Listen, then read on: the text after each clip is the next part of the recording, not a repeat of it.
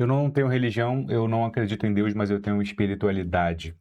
Vou falar aqui do meu caminho teórico, dessa vez, menos do que pessoal e histórico, para dizer o que é espiritualidade para mim, como é que eu cultivo isso e por que eu acho que espiritualidade é um troço importante demais para ficar na mão de religiosos apenas. Meu nome é Vitor Lima, eu sou seu professor de filosofia de hoje e de sempre, e isto não é filosofia.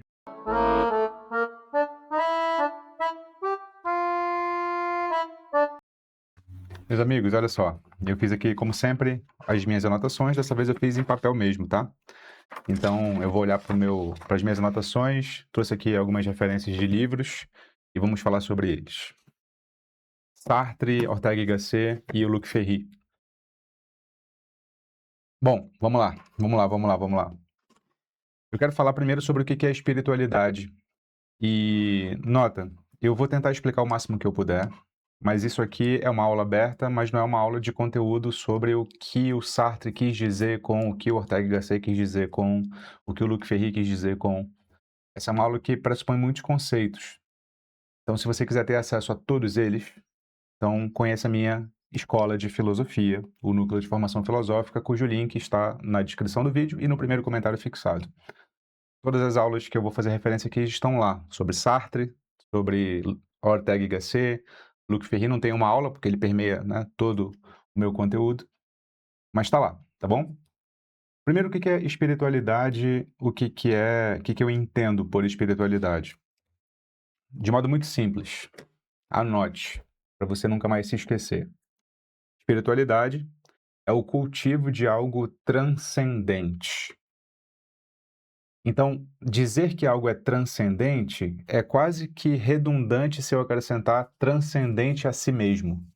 Nota, porque transcendente significa aquilo que vai além de.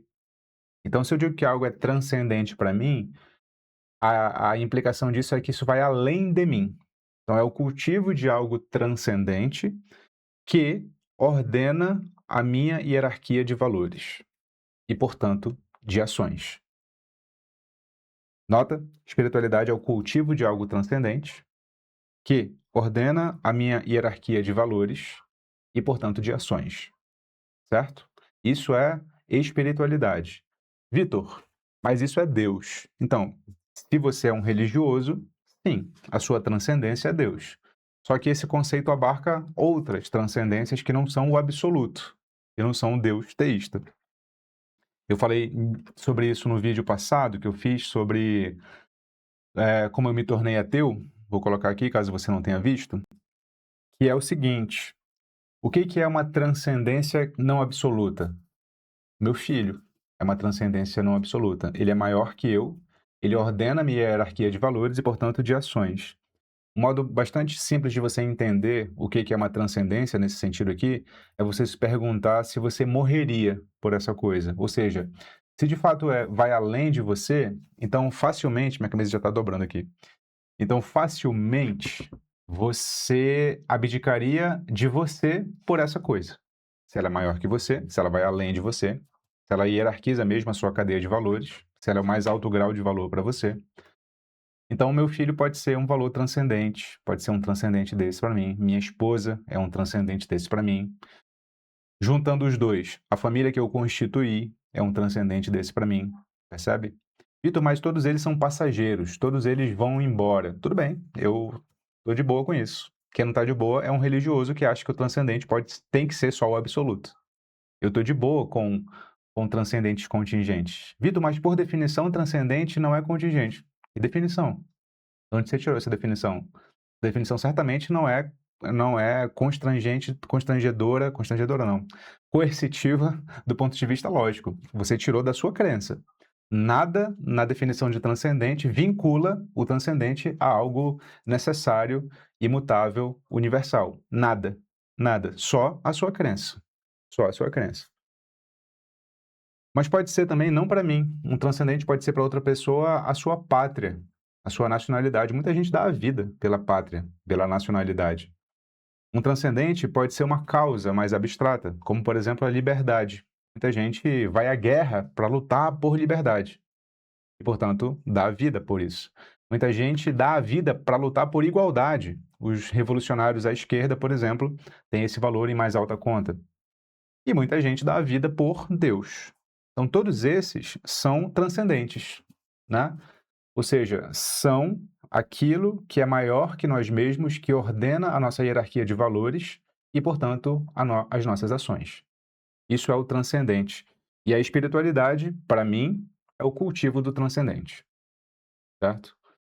Eu abdico, enquanto ateu, de Deus, mas eu não abdico dos outros transcendentes que não são necessários e universais, ou seja, que não são imutáveis, que são mutáveis.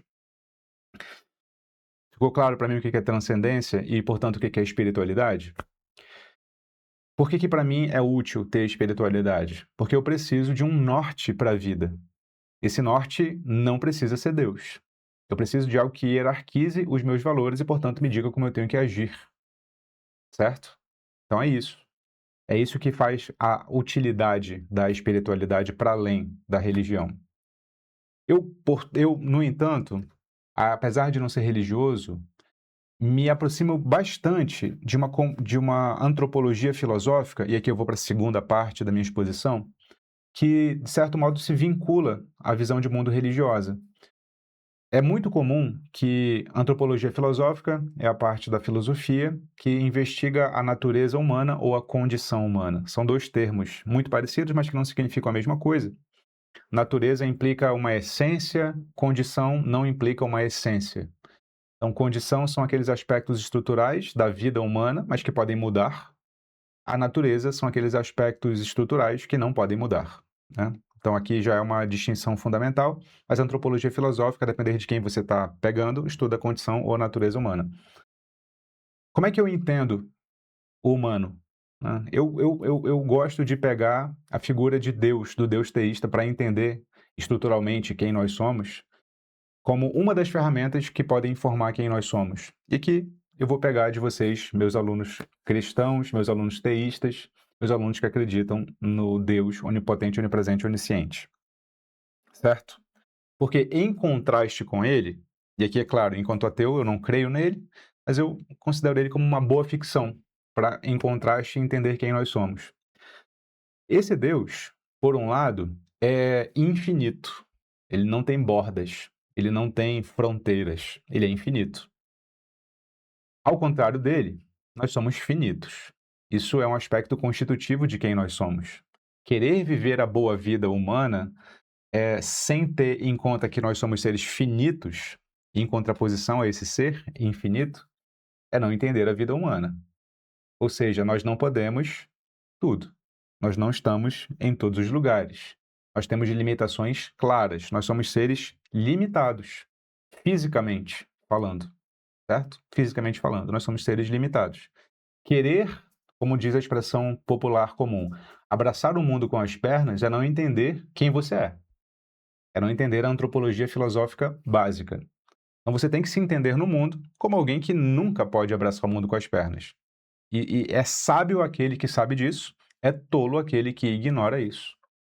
Outro aspecto de quem nós somos, em contraposição ao Deus teísta, é que enquanto ele é eterno, nós somos temporais.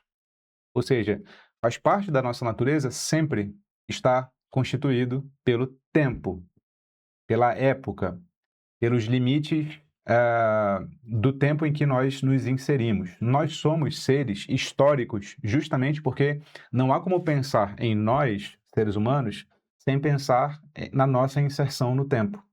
O que nós pensamos está no tempo. As nossas limitações de compreensão do mundo estão no tempo.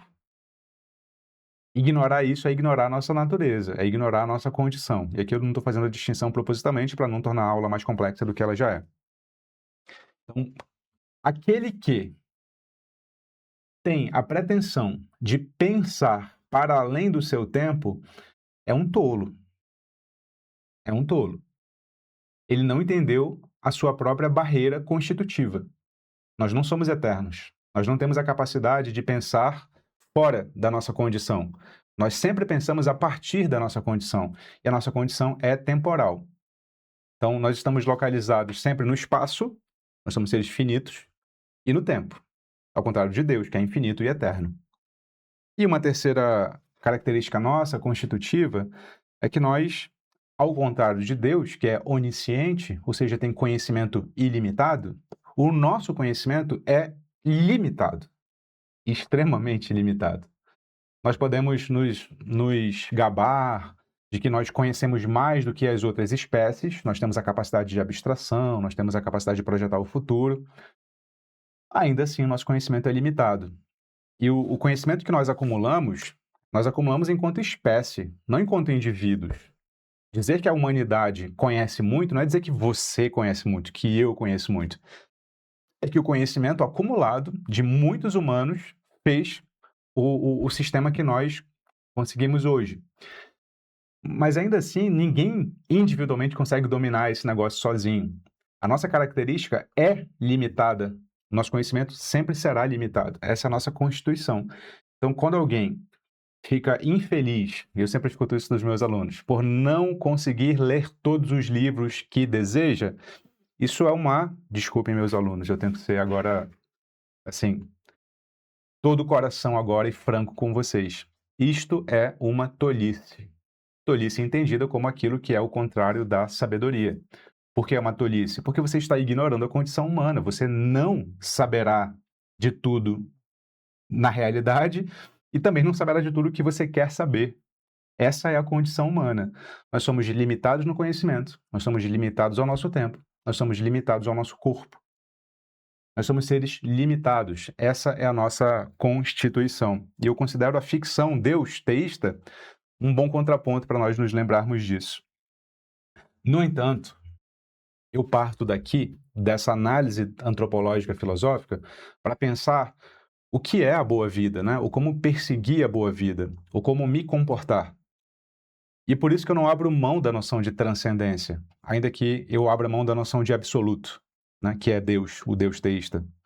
E que eu vou passar por 3 noções de transcendência, né? Nas partes 3, 4 e 5 desse vídeo, e aí termino com uma noção que me é cara, que é a noção de pensamento alargado. Então vamos para a terceira parte, que é a noção de transcendência do Ortega y Gasset, certo? E aqui, a obra do Ortega y Gasset, eu vou colocar o link aqui embaixo para você, caso queira comprar esse livro, eu indico muito, é A Rebelião das Massas, tá? No Ortega y Gasset, para falar de transcendência, né, esse além de, a gente vai falar do homem massa, que está no título aqui, e da vida nobre e da vida vulgar. O Ortega y Gasset tenta conceituar o homem massa ao longo do livro, mas na primeira parte ele já coloca ali. Massa, diz Ortega y Gasset, é o homem médio.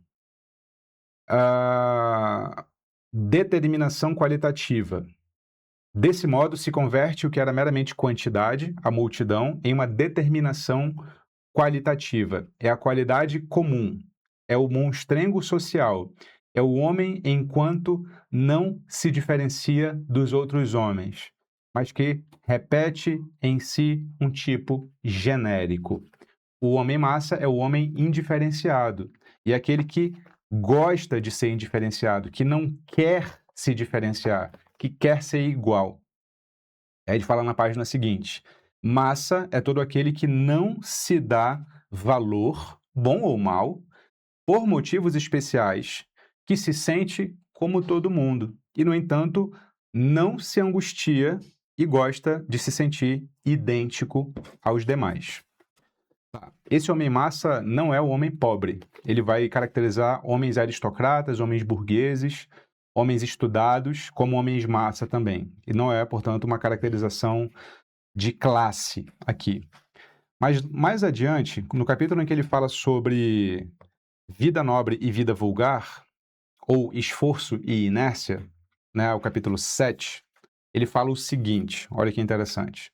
Para mim, nobreza é sinônimo de vida esforçada, sempre disposta a superar-se a si mesma, a transcender o que já é para o que se propõe como dever e exigência. Dessa maneira, a vida nobre fica contraposta à vida vulgar ou inerte, que estaticamente se recolhe em si mesma, condenada a perpétua imanência. Olha, transcendência contraposta à imanência. A perpétua imanência se uma força exterior não a obrigar a sair de si mesma. Por isso chamamos massa a esse modo de ser homem, não tanto porque seja multitudinário, e sim porque é inerte. A vida nobre se esforça por transcender a si mesma. Ela sempre se coloca um padrão acima de si, porque ela não se contenta com o que ela é. O transcendente aqui, o além de si, pode ser Deus, mas não necessariamente é Deus, entende? O meu padrão de excelência para ser um professor de excelência são professores mais excelentes que eu. O meu padrão de excelência para ser um filósofo excelente são filósofos mais excelentes que eu. O meu padrão de excelência para ser um marido excelente são maridos mais excelentes que eu. Eu não me contento com a minha imanência, com aquilo que já está dado. Eu quero transcender, porque isso me movimenta a ser melhor. Percebe? Isso me movimenta. Isso me movimenta. As pessoas falam assim, pô, mas se Deus não existe, então pode tudo? Não, não, não, tem muitos intermediários entre o absoluto e aquilo que eu sou. Percebe? Eu não entendo essa necessidade das pessoas ou terem tudo ou terem nada. Eu realmente não entendo. Eu tenho que estudar mais a fundo a psicologia humana para entender, mas eu tenho uma hipótese, isso é um tipo de mentalidade. Tem pessoas que só conseguem pensar ou no nada ou no absoluto, e elas se esquecem de que o meio termo, os meios termos existem. Então esse é um ponto de transcendência que me guia, e portanto de espiritualidade que me guia. Um quarto ponto, né, da minha apresentação aqui é a transcendência no Sartre, que tem a ver com a noção dele de facticidade. Facticidade é o dado aqui e agora, é o dado no espaço e no tempo. Ele desenvolve isso em Ser e Tempo, especificamente no final do livro. Ele vai ter uma sessão só para falar sobre facticidade, tá? Só para falar sobre facticidade. E ele vai falar que a transcendência, o se projetar para aquilo que ainda não existe, daí o nada, né, no título do livro, o Ser e o Nada. O nada é aquilo que não existe, mas que é o fundamento da liberdade. Porque a condição humana não é ser determinada por aquilo que já existiu, ou seja, o passado. Por quê? Porque aquilo que já existiu faz parte da condição humana. Mas a ação humana não é determinada pelo que já existiu. A ação humana é projetada para aquilo que ainda não existe, para o futuro. E, portanto, por um nada. O nada no sentido daquilo que não existe, né? É o futuro. Ele fala o seguinte, é necessário, isso aqui é Sartre, além disso, sublinhar com clareza, contra o senso comum, que a fórmula ser livre não significa obter o que se quis, mas sim determinar-se por si mesmo a querer, no sentido lato de escolher. Em outros termos, o êxito não importa em absoluto a liberdade. O conceito técnico e filosófico de liberdade, o único que consideramos aqui, significa somente autonomia de escolha. E é preciso observar, contudo, que a escolha, sendo idêntica ao fazer, para Sartre, pressupõe um começo de realização de modo a se distinguir do sonho ou do desejo. Então, escolher, né? Escolher, a autonomia da escolha é a autonomia do fazer. Você só tem liberdade quando você pode fazer. A liberdade não é irrestrita. Tudo que você conceber na sua imaginação, você pode... Não, não. A verdade é a autonomia do querer da escolha. E a escolha se confunde com fazer. Isso te projeta para fora do aqui e do agora. Esse projetar-se para além do aqui e do agora é o fundamento da sua liberdade. E é isso que constitui quem você é, essa transcendência. Você precisa, segundo essa visão, para exercer aquilo que você é, se projetar para além daquilo que você é. O tempo inteiro, o tempo inteiro, o tempo inteiro. É isso que constitui a sua vida, esse conjunto de projeções para além daquilo que você é aqui e agora. Você não se restringe àquilo que você foi. Você é aquilo que você foi, mas aquilo para onde você se projeta. É mais importante aquilo para onde você se projeta do que aquilo que você foi. E essa transcendência é o fundamento dessa liberdade. Porque transcendência aqui é ir além de aqui e agora, além de aquilo que você foi. Isso é Sartre, isso também constitui a minha transcendência e, portanto, a minha espiritualidade. E num quinto momento, eu utilizo a expressão que eu peguei do Luc Ferry, aqui no Aprender a Viver, que é uma história da filosofia bem interessante, a expressão transcendência na imanência. A imanência é o simples dado, né? É o aqui e o agora. Mas até no aqui e no agora, existe o além de. Por quê? E aqui eu pego as minhas 4 divisões da filosofia, né? A epistemologia, a metafísica, a ética e a existência. Se você não sabe o que é isso, você precisa entrar no núcleo de formação filosófica, porque é assim que eu ensino filosofia para os meus alunos, tá? São as 4 grandes áreas da filosofia, os 4 grandes problemas que se desdobram em todos os outros. Mas eu vou tentar explicar para você aqui. Por que a imanência, o aqui e o agora, tem transcendência? Do ponto de vista epistemológico. Porque do ponto de vista epistemológico, você não conhecerá tudo que há para conhecer. O exemplo que o Luc Ferry dá é o exemplo de um dado, que é o exemplo que o Russell, o Edmund Russell, o grande fundador da fenomenologia, dá, inclusive. Que é assim, quando você vê um cubo, né? Tipo esse aqui não é um cubo, né? Mas é uma figura geométrica de 4 lados, né? De 6 lados, perdão. Você nunca consegue ver todos os lados de uma vez, né? Você sempre consegue ver só 3 por vez, né? Você vê 3, você não vê os outros 3, você só vê 3 por vez, né? Você não vê 4, você vê só 3. Então isso aqui é uma metáfora, né? É uma imagem para você perceber que o seu conhecimento é muito limitado. Você está diante da realidade, mas você só consegue enxergar ela partes por vez. Você sabe que tem 6 porque você pode rotacionar, né? Mas você nunca enxerga a realidade de uma vez. Você enxerga a realidade por etapas. Isso é verdadeiro para uma figura dessa, né, de 6 lados? Isso é verdadeiro para a realidade como um todo. A realidade sempre nos escapa. Sempre nos escapa. Isso é uma limitação epistemológica. Lembra que quando eu falava do conhecimento acumulado da humanidade, eu falava no sentido de lembrar a você que esse conhecimento não é seu individualmente, nem meu. Nenhum ser humano é capaz de absorver todo o conhecimento acumulado. A gente pulveriza esse conhecimento por aí. E não nos será dado conhecer tudo. Jamais. Isso é uma limitação humana. Uma limitação humana. O conhecimento sempre vai além da nossa capacidade. Transcendência na imanência. Ainda que eu esteja só na imanência, né? Eu nem preciso ir para o, porra, mas o que tem depois? Nem preciso ir para o que tem depois, entendeu? Mas isso também é verdade metafisicamente, ou seja, epistemologicamente é quanto ao conhecimento, metafisicamente é quanto à realidade. Quais são os fundamentos da realidade? Eu tenho hipóteses do que é os fundamentos da realidade, mas eu tenho como cravar? Não, não. Ninguém tem como cravar o que é a realidade nos seus fundamentos constitutivos. Nós temos hipóteses mais ou menos razoáveis, mais ou menos críveis, mas isso sempre nos transcenderá. Isso é uma antinomia da razão, como disse Kant na sua crítica da razão pura. Eu não consigo cravar qual é o início, o fundamento das coisas. Eu posso partir de determinadas hipóteses e tentar explicar a partir daí, mas o início não tem como saber. Na imanência tem transcendência. Também tem transcendência na imanência do ponto de vista ético. Ética é aquela parte da filosofia que tenta investigar como nós devemos nos comportar uns em relação aos outros.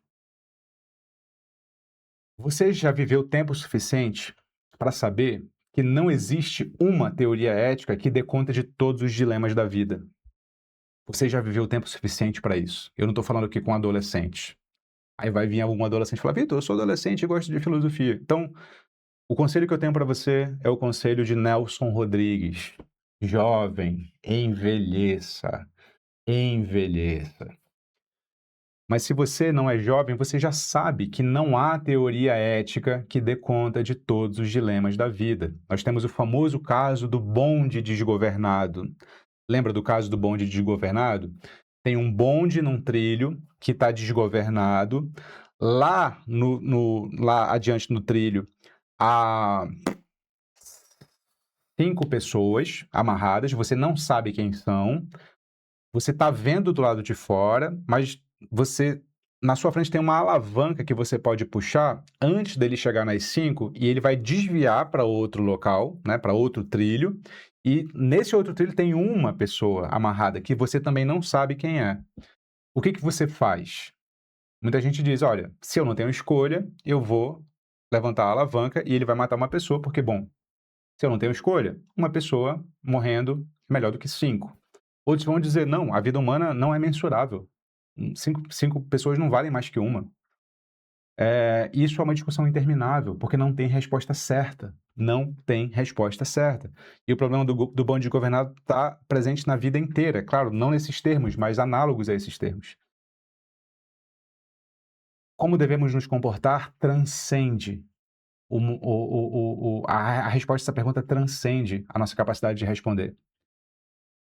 As nossas ações não são guiadas por teorias sistematizadas.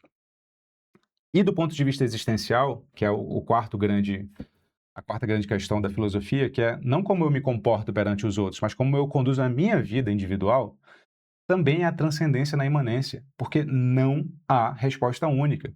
A resposta existencial não é qual é a minha essência, porque a essência é fácil, você é animal racional, de acordo com Aristóteles, só que isso não te individualiza, isso te generaliza, isso te coloca dentro do gênero humano.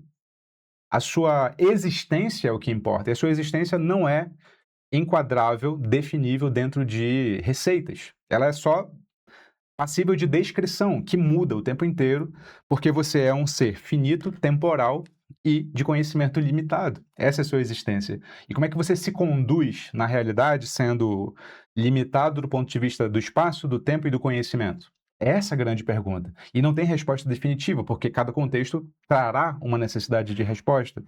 Há transcendência na imanência. Tudo me impele para além daquilo que eu posso fazer. Tudo me impele para além daquilo que eu posso fazer. O que me guia? Né? Qual que é, assim, o valor central, o conceito central da minha concepção de mundo, portanto? É um termo que foi inventado pelo Kant, foi retomado pela Hannah Arendt, foi aproveitado pelo Luc Ferry, de novo aqui, que é o termo alargamento de pensamento. Isso também, claro, me informa muito como alguém que trabalha com filosofia, como professor de filosofia. Eu conceituo alargamento de pensamento a partir da condição humana da qual eu parto, como sendo a capacidade de sair de si para voltar para si mais interessante. Sair de si do ponto de vista do conhecimento, é pensar com categorias que não são as suas, para voltar para as suas categorias mais interessantes e analisar as suas, não para mudar de ideia, muitas vezes você até reforça as suas. Mas uma vez que o nosso conhecimento é limitado, uma vez que nós somos temporais e finitos, o que pode dar sentido à nossa vida é justamente a busca por essa gradativa universalização daquilo que a gente sabe, da nossa gradativa expansão daquilo que a gente sabe, de como nós agimos, de como nós compreendemos o mundo. Alargar o pensamento dá sentido à existência, porque é claro que nós nunca chegaremos no absoluto, como queria Hegel. Né? Essa não é a condição humana. Mas há prazer no caminho, há prazer na descoberta, há prazer no alargamento de pensamento em contraposição ao fechamento dentro da própria cabeça. Há prazer de você buscar se arrancar da sua condição particular, né, do seu mundinho, para aceder a uma maior universalidade, cada vez maior, e cada vez maior, e cada vez maior. Não para você deixar de ser quem você é, mas para que você entenda melhor quem você é. Eu, por exemplo, só entendi o quão, assim, importante, interessante era ser brasileiro quando eu saí do Brasil e fui estudar na Espanha, na época que eu fazia direito. É só quando eu comecei a pensar com outras categorias que eu me valorizei mais, percebe? Esse é apenas um exemplo entre tantos de como alargar o pensamento, dar sentido, dar importância, dar valor, dar propósito àquilo que nós fazemos.